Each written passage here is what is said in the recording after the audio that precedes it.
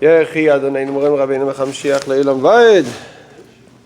Yechi Adonai Morim Rabbeinu Mashiach Leilam Vaed. Yechi Adonai Morim Rabbeinu Mashiach Leilam Vaed. Hey guys, tonight's shir is sponsored by Rabbi Shai Miara.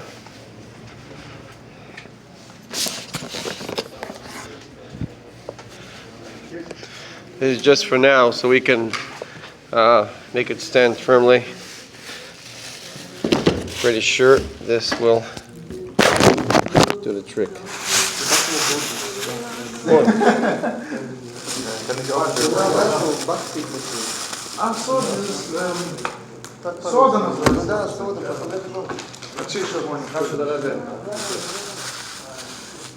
Alright guys, while you're opening the packs, I'm going to get my signal.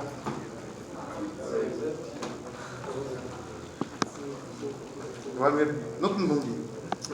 Wieso macht der zweite auf, wenn es doch eigentlich von denen schon ist? Na, weil du willst nicht schwimmen. Will ich doch nicht. I will sit right over here to be out of it, you know. Okay. So, very beautiful sikha. By the way, the Rebbe here says clearly in a footnote, Mashiach Menachem Shmoy, and all throughout the sikha you see clear indications how the Rebbe is talking very openly about himself. The Rebbe says that the work of the really Rebbe finished at one point, and he continued over the leadership and continued the work of the Frierdiker Rebbe until all the work was finished. Now the world is ready for Mashiach. Very historical, fundamental sikha. The Rebbe is saying the two superpowers, I don't know. America and Medina Ahid. How would you say Medina Ahid? The Rebbe does not want to say Russia, so he says Medina Ahid, the other country. The Rebbe is referring to Russia. The Rebbe does not want to say Russia. How much the Rebbe, I don't want to say hated or despised Russia, but of course, not mentioning, just saying a Medina Ahid. It's interesting to see. All throughout, whenever the Rebbe speaks, you'll never see the Rebbe says Russia. It says Medina Ahid. That nation, that bad nation, whatever. Bad nation, that's what I'm trying to say. At any rate, Was nur essen, wenn du I'm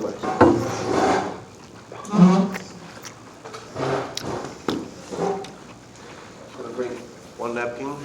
Sorry about that. We have napkins. Yeah, go give me that. No, go give me that napkin. We have napkins. Napkins, that's fine. It's getting, I want to interrupt anyone. Where's your keys? No, here. By the bathroom. That's There's nothing there. There's nothing there. Oh. Sorry. Wash. Yeah. All kosher. I promise you. It's fine, Shor bar yet. Okay, so thank you so much. I just need for everyone. The two superpowers meet. They meet on Wednesday. That's Tuesday night, or the Yom Revi. They meet Tuesday night, and they decide deliberately, by Hashgacha Pratis, they decide to meet Davka in New York. They're leaving their post, they're leaving Washington, D.C., and they're leaving the Russian president, leaves Moscow, and they all decide to travel to New York to meet where the Rebbe Melech HaMashiach resides. The Rebbe alludes to that. The Rebbe says in the Sikha that the reason they're leaving their main capitals and decide to make this meeting in New York is because of Man Malchim Rabbanon, because Melech HaMashiach is the place where based Rabbeinu Shebavo, the house of the leader of the generation, is indeed in New York. This is the reason why the two superpowers now decide to meet over there. And in their meeting, preceding that meeting between superpowers, the president of this nation gave a whole speech to the entire nation, broadcasted to the entire nation, that he decided to make an appointment to see the leader of this country, Russia, and to come to terms with him, in other words, to make peace. They decided now to make peace. stop killing, to stop. There was a Cold War that lasted more than 50 years between Russia and the United States. And Russia won. When we say Cold War, what do we mean Cold War? I mean, hot war is Cold War. What does Cold War mean? Cold War means who's going to press that button one day. They've become superpowers, so to speak. And they're always threatening each other like coldly, like, Denise, listen, watch out for me. I'm right at the corner, waiting for you. One small swing. No inside. Yeah, one small swing from the left or the right, and you're going to go down. This was the Cold War. This continued for more than 50 years, and now they've come to realize it doesn't make sense to kill and to destroy. Rather, it makes sense to, as the Rebbe will bring this verse, and this verse, incredible, Hashgacha practice. This verse was written on that building of United Nations.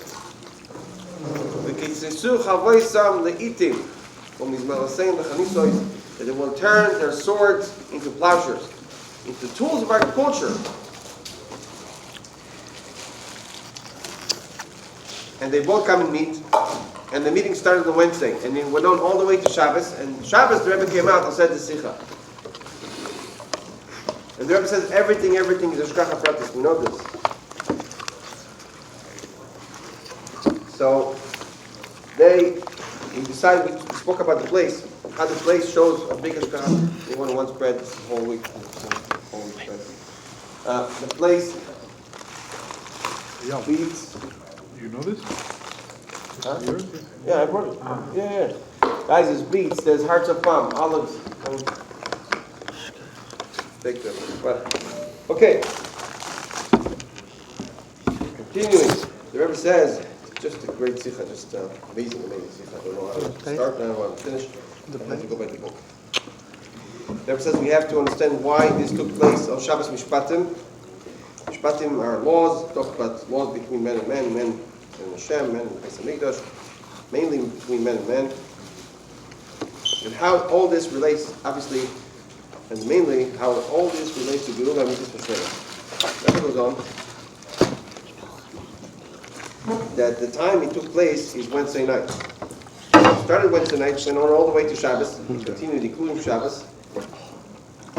Because Shabbos is a time when there's no harm, when there's no mazikim, there's no harm or any bad can come from Shabbos. Shabbos is all about good. And this meeting is all about good. It's all about how to make this place harmless, how to make the world better, a better place where there's no harm from man to man, nation to nation, where everything culminates between the nations. They all come together and to serve Hashem as one. And this is why the meeting went on to Shabbos, including Shabbos. That's the relationship to Shabbos. And why is this meeting took place? The Rebbe says, why did they come to this time right now to decide? After thousands of years, from the outset of creation, from the beginning of creation, man always set out to fight man. There was always wars, there was always killing, there was always bloodshed. And all of a sudden, now they decided to disarm themselves, like disarmament. They decided to come together and decide it doesn't make sense anymore to kill and destroy. Why did they come to meet now? Why didn't this happen years and hundreds of years ago? Why didn't that make sense? This is Shabbos mishpatim. Mishpatim are laws that make sense. And the Rebbe says, so this meeting took place on Shabbos mishpatim, on the time when we read about the laws that make sense. So now it made sense to them to come together and to talk about this. But didn't this make sense all throughout history? That no man should kill another man, and no nation should fight another nation? Why all of a sudden now? The Rebbe says, this goes to prove that their meeting, the reason for their meeting is not because it made sense to them. It's because we are very close to the coming of Mashiach. And Mashiach himself, the Rebbe, what the words I'm saying right now, literally, the words I'm saying right now appear in the Sefer. That Mashiach himself, the action of Mashiach himself on the nations of the world is very transparent, very apparent, very vivid, very clear. That this is the action of Mashiach on the nations of the world. It brings those two superpowers to come and decide that it's time to make peace. It's time to stop killing and destroying each other. There's no other way. There's no other reason. If the reason is because now they decided to become good people, this has been the case from the very start of creation, that people should have done this. That nations should have come together and said, why kill each other? Why not live with peace and peace with each other? But they didn't. All throughout history, people kept on killing and fighting. But now, because we're coming to the age of Mashiach, now we're ushering the age of Mashiach, they have now come to realize, and this is because Mashiach is actually imbuing this realization in their minds. Mashiach is actually the one behind the scenes drilling this. The Rebbe brings the pasuk, Lev melachim v'sayim b'yad Hashem, the heart of ministers and kings in the hands of Hashem. The Rebbe doesn't have to go out from his office from 770. The Rebbe does everything from 770, pulling the strings. The heart of ministers and kings in the hands of Hashem.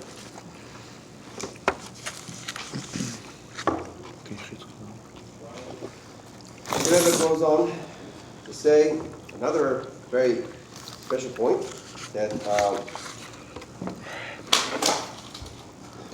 guess what? The very fact that one thing that brought this into actuality, the one action that took place before this meeting took place, that brought this about, that helped bring this about, expedite this process of the meeting between the two superpowers, is the fact that the rabbis, the Rabbanim of our generation came together and decided it's time for Mashiach to come.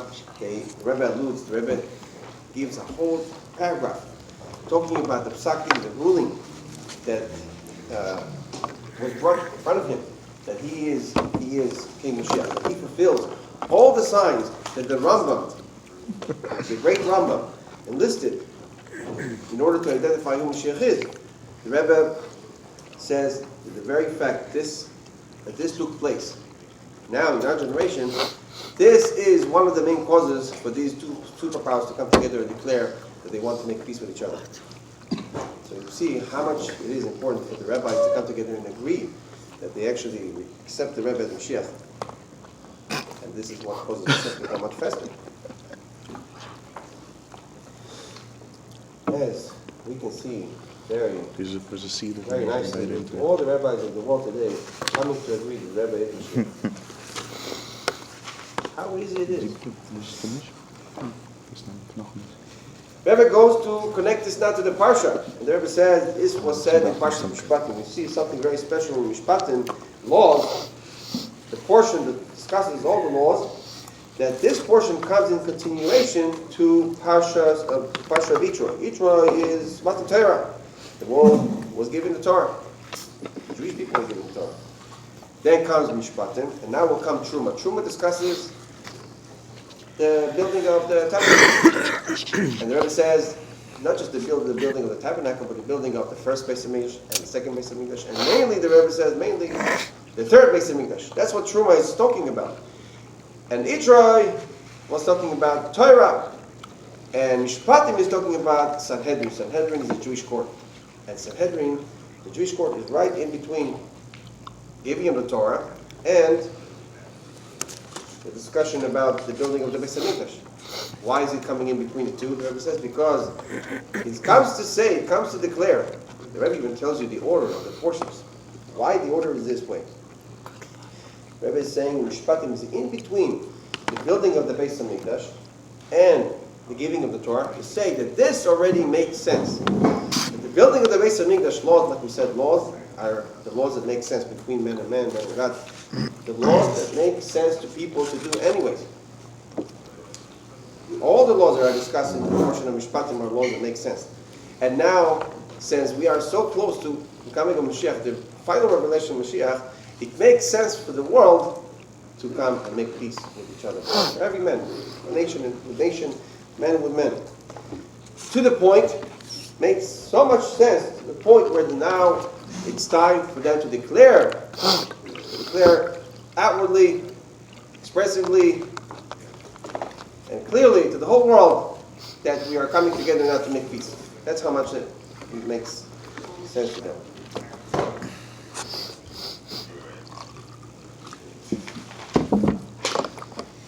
the Rebbe is saying that they're coming now to realize, to have the same realization that we Jews have. Because the reason these laws make sense to them is simply because they make intellectual sense, not because it's godly sense, it's intellectual sense. We are not allowed to bring any of our matters to their courts and deal with their systems, with their judicial system. We're not allowed to take a case and judge it in their court. The reason we're not allowed to do that is because the laws, their laws, are based on human logic. It makes sense, and that's why they do it. They don't do it because God commanded it, even though it makes sense that God would command it. But our basis of practicing Jewish law is because God commanded that law, not because it makes sense to do it. You see, that's not the way the Goyim practice law. Goyim practice law because that's the way it makes sense to them. It makes sense not to steal, it makes sense not to kill. But it also makes sense for us not to steal and kill. But we do it not because it makes sense, but do it because God commanded us to steal and not to kill. The Rebbe says the novelty, the chiddush now, is the Goyim are starting to realize this. This is really something else. Not just something that's taking place from underneath, from our own effort. We are seeing that there's a special time that's coming to the nation right now. There's a special time emerging right now. Special utopia, special era. Because otherwise, why didn't it make sense all throughout generations, all throughout history, not to do this? And now we just decided all of a sudden not to do this. The Rebbe says that it's felt by them. Even if they didn't feel it consciously, subconsciously, they have general awareness of the fact that we are ushering, especially right now, which is the Mashiach.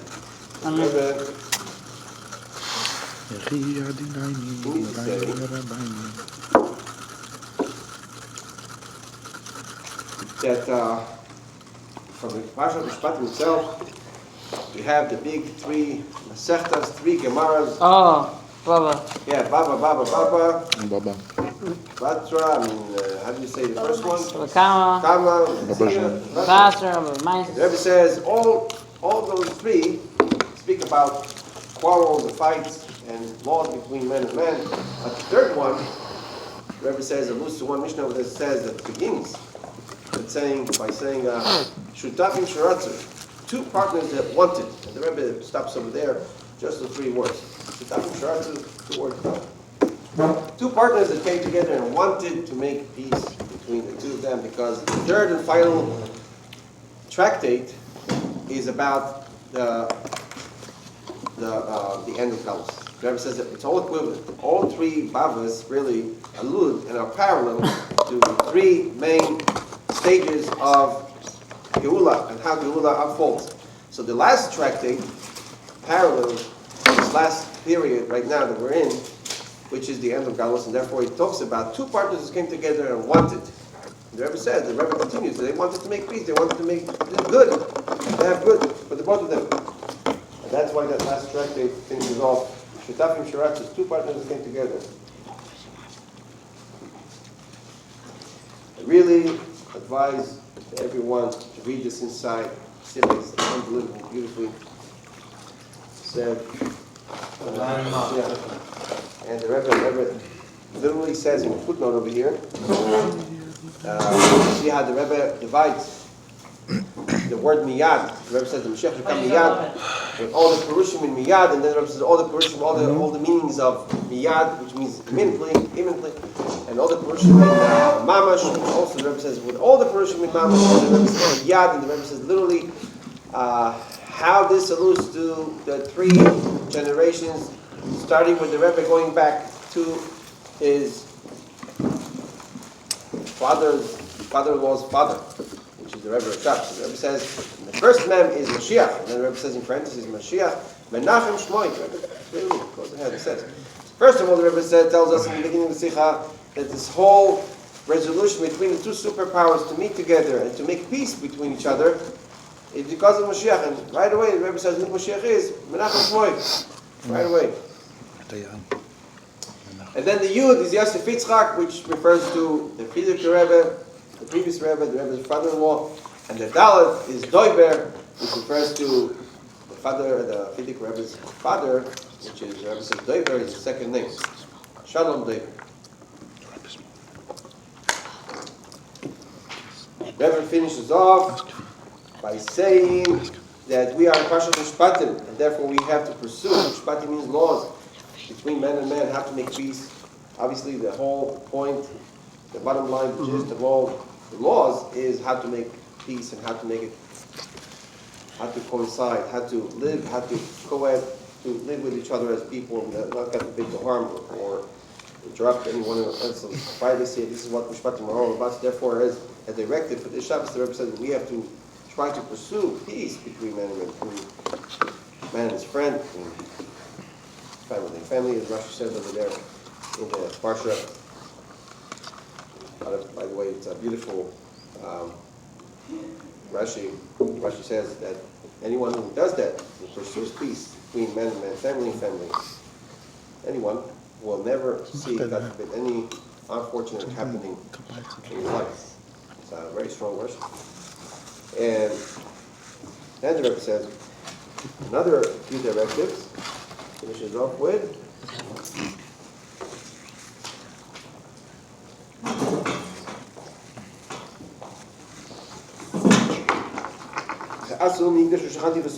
that they will make, we're coming to, we're reading Parshat Teruma and Mincha, that Hashem is asking us to make a mikdash for Him, and we know the known, very famous directive that we all have to make a mikdash, a tabernacle for Hashem, not just one tabernacle, but Hashem says it in the plural, the soicham in them, which refers to each and every Jew has to become stronger, holier, more observant, make mitzvahs behidr, make yourself a tabernacle for Hashem. The libo pnima, in his heart, inwardly, inside his heart, and also in your house, and also in your room. We see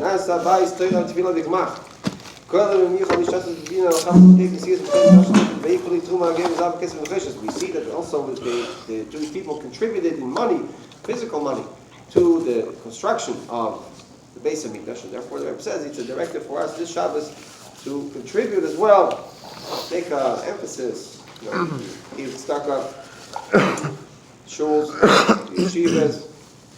This should be like something we do every time, but the Rebbe is saying that this is more evident this Shabbos.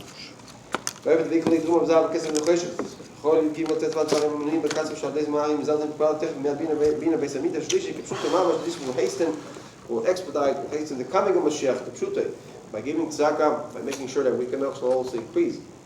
Everyone tries to increase giving tzedakah, like you're really making sure you're giving every davening if you can, also to increase in giving. And the Rebbe says we are getting special powers during these days for all these things to happen. The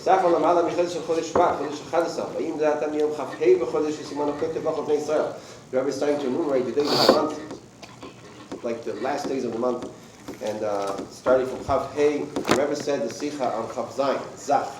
And by the way, this is also 27. Zach is 27. It's also 27 years from the last time, from 1992.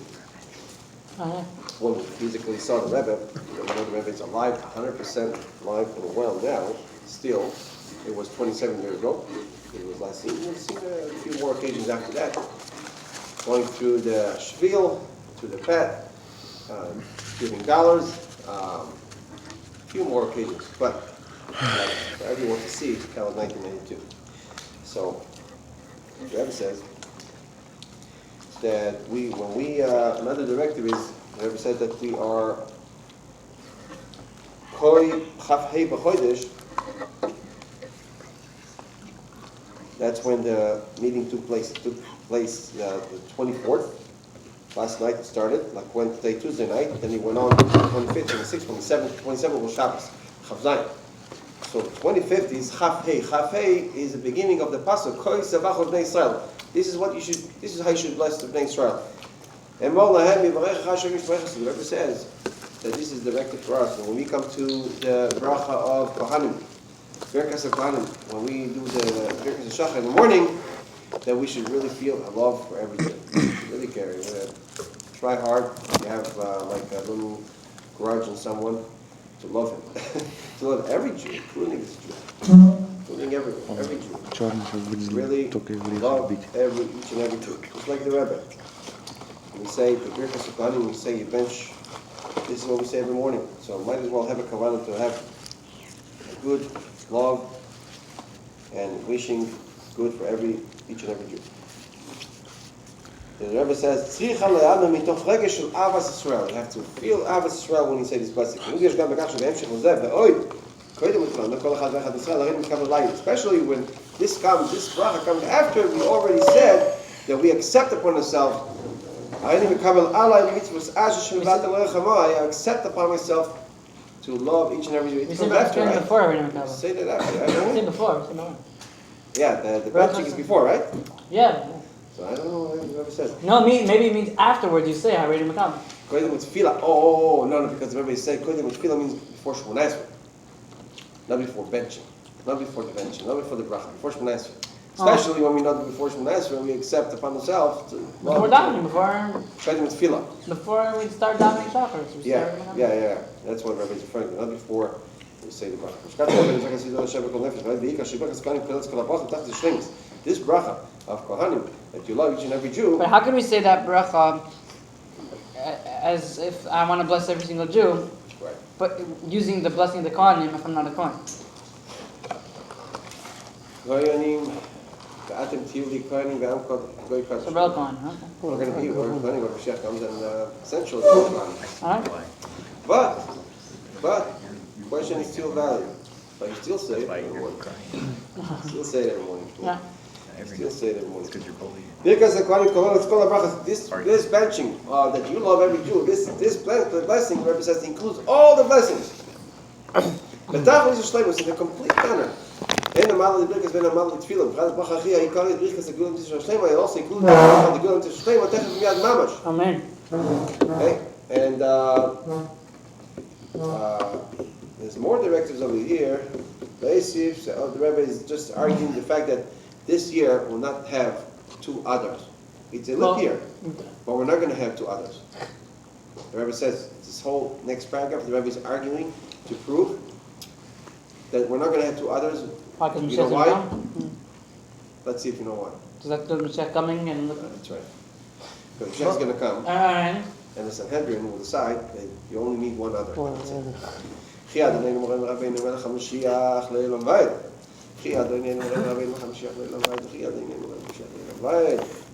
Is that a great sikha?